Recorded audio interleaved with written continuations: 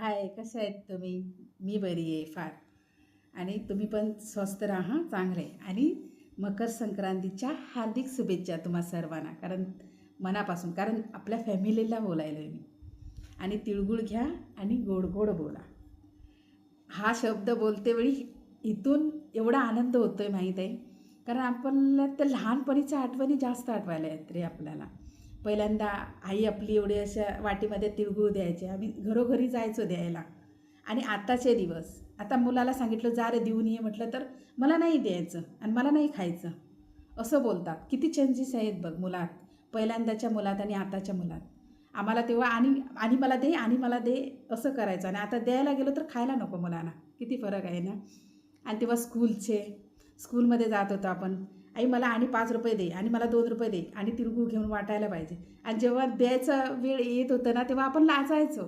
ते वेगळंच एक लाईफ होतं आपलं खरंच, आणि एवढं आनंदाचं होतं. आता आपण मोठे झालो, लग्न झालं, किती चेंज झालं बघ आपलं लाईफ. आणि ह्याचा अभिमान फार आवडतो की आपण मराठी आहोत, आपण हिंदू आहोत. आणि आपल्याला सर्व फेस्टिवल आपल्याला एन्जॉय करायला भेटतात. हे नवीन नवीन फेस्टिवल, आपली चवथ बघा, आपली शिगमा, आता या गुढीपाडवा, किती चांगले चांगले आपले फेस्टिवल आहेत ना. आपल्याला बायकाला एक होप आहे की आपल्याला सजायला भेटतं, आनंद भेटतो त्याच्यात.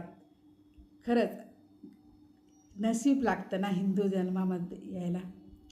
आपण मराठी आहो हे फार गर्व आहे मला. खरंच काहीतरी चांगलं दिलं आपल्याला देवाने, अशा घरी दिलं जन्म की आपण मराठाच्या घरी जन्म आलो, मराठी आहोत, आपला हिंदू धर्म स्वीकारायला आपण. खरंच खूप काहीतरी देवाने दिलं आपल्याला. आणि आपण चांगलं बघू शकतो.